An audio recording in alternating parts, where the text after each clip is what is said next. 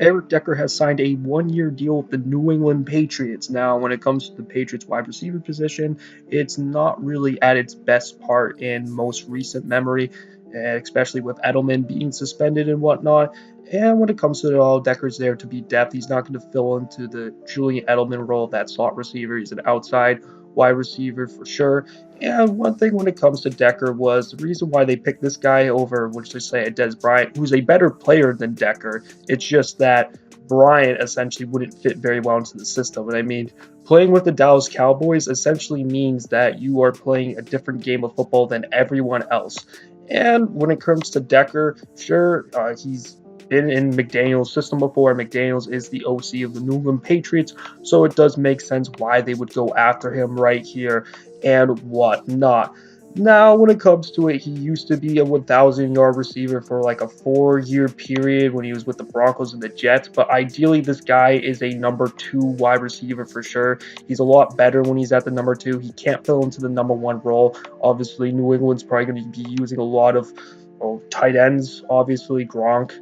Before they're ever going to use Decker, and also they'll probably use the running backs more so than they are going to use the wide receivers. And then when it comes to it all, I definitely think when it comes to New England, everyone's freaking about the wide receiver position, which is, by the way, the most overrated position in offense.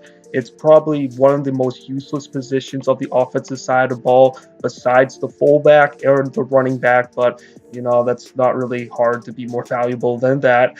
And when it comes to this and all, I definitely think that this move makes sense and whatnot. And sure, Des Bryant is a better player, and I do definitely like Des, and I definitely think he can still play football and whatnot. But even with this Decker signing, he's still probably not New England's number target, even though he was spotted in New England for some reason. I've heard that there's some sort of report that he was there. No photo evidence. It could just be a flat out lie. But a guy like Brandon LaFell, who's not very good, is still the kind of guy that they will probably rather have than Decker just because of familiarity. So when it comes to it all, obviously this is a decent sign. Will he have a better season next year?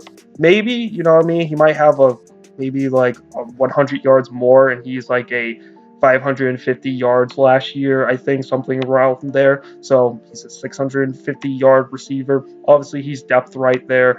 But when it comes to New England's concern, it's the defense, because essentially they're going to try to be a little bit more of a running football team. I mean, they did draft a running back in the first round. They definitely drafted that Isaiah Wynn guy, who's might be more of a guard than a tackle, but they're saying they draft him as a tackle. So it's a little bit weird right there and whatnot. But overall, though, I definitely think defense is more of a concern for them than the offensive side of the ball.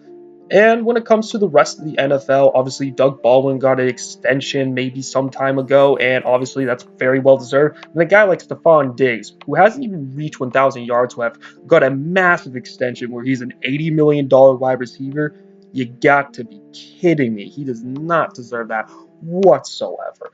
And when it comes to it all, what do you guys think? Leave your comments down below. See you guys next time. Peace.